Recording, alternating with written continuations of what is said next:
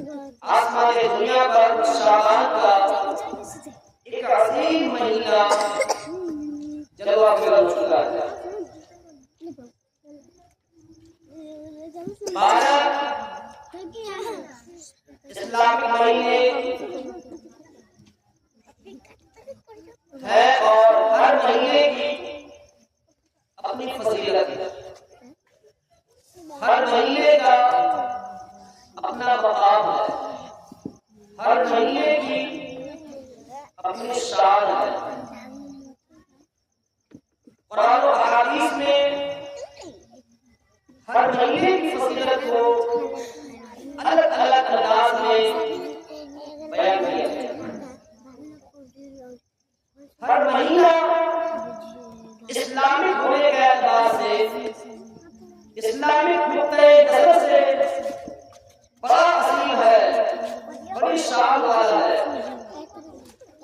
जैसे कि आपको मैं बताऊं कि एक बाग होता है और उस बाग में कई तरीके के फूल होते हैं। हर फूल की अपनी एक शनाख्त होती है। हर फूल की अपनी एक पहचान होती है। हर फूल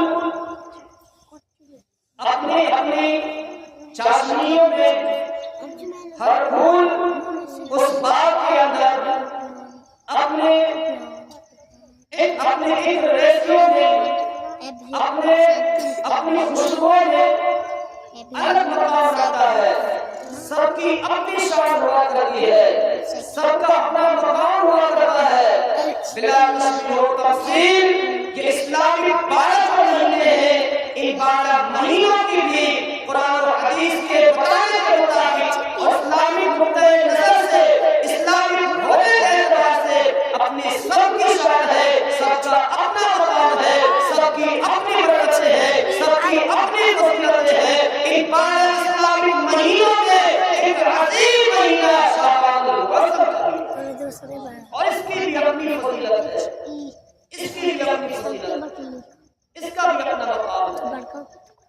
आपने अभी से पहले जो महीना रजब शरीफ का चल रहा था, इसकी भी फजीलतें आपने हमारे उलमा से आपने गुफ्तगू में समाअत किया है। आपने जुमा की खिताब में भी इमाम साहब से भी समाअत किया होगा। अपनी अलग अलग सबकी फजीलतें हैं। इसी तरीके से उन्हीं में से एक शाबानुल मुअज़्ज़म है, इसकी भी बड़ी फजीलत है, इसका भी बड़ा मकाम है। क्या मकाम है शाबान का? ये जो महीना शाबान का शुरू हो चुका है, इसका क्या मकाम है, इसकी क्या शान है? शाबान के महीने को अगर हम शाबान का महीना ही बोलते रहे तो बहुतों को समझ में नहीं आएगा। हम तोड़ करके अगर समझाना चाहे आपको, दिमाग में आपके बिठाने के लिए, तो कादिर शब बारात का महीना आप तो समझ जाइएगा। शब बारात का महीना, इसकी क्या अजमत है। ये जो लफ्ज़ शाबान है ना, लफ्ज़ शाबान, शीन ऐन बा अलिफ नून, शाबान, इस लफ्ज़ शाबान की अगर आप तहकीक मुहक्किकीन की तहकीक की रोशनी में अगर देखेंगे तो शाबान की क्या अजमत है वो आपको समझ में आएगी। सुभान अल्लाह, शाबान की क्या अजमत है, मुहक्किकीन की तहकीक की रोशनी में आपको समझ में आएगी। मुहक्किकीन कहते हैं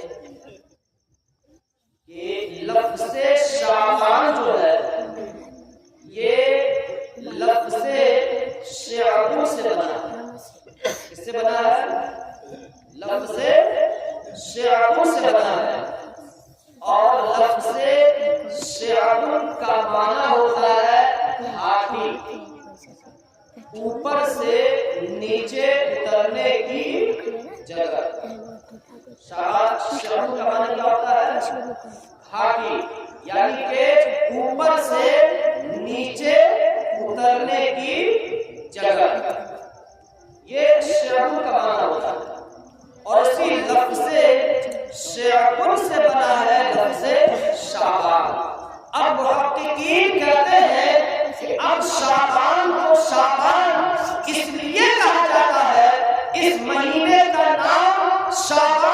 इसलिए रखा गया क्योंकि इस महीने में अल्लाह की जानिब से आसमान से इस दुनिया में बरकतें उतरती है, खैर बरकतें उतरती है, बरकत का नुज़ूल होता है, अल्लाह की जानिब से रहमतें उतरती है।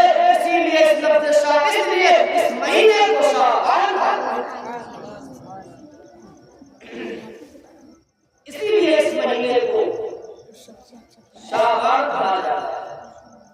इतनी बात को समझ जाएगा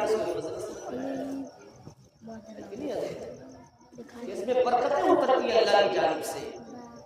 इसी पर अगर हम बात करते चले, अब इसी पे गुफ्तगू को आगे बढ़ाए तो बात आगे चलती रहेगी। अब जब बरकतें उतरती है, जब रहमतें उतरती है, जब बरकतों का नुज़ूल होता है, तो उसके लिए अब है कि हम उस बरकतों को लेने। बारिश हो और किसी को बारिश की जरूरत भी हो और वो घर में बैठा रहे तो बारिश मिलेगी उसको।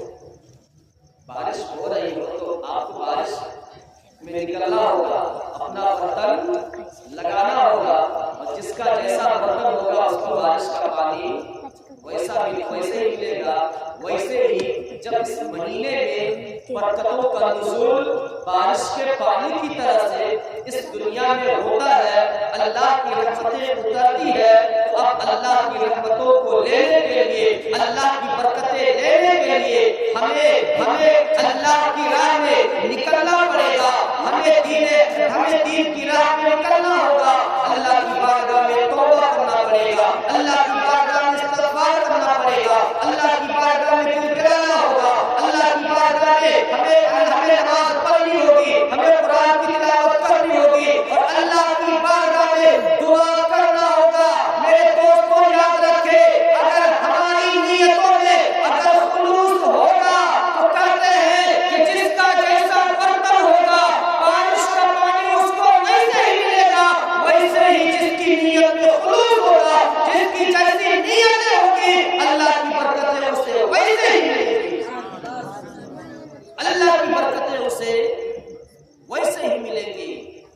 शाबान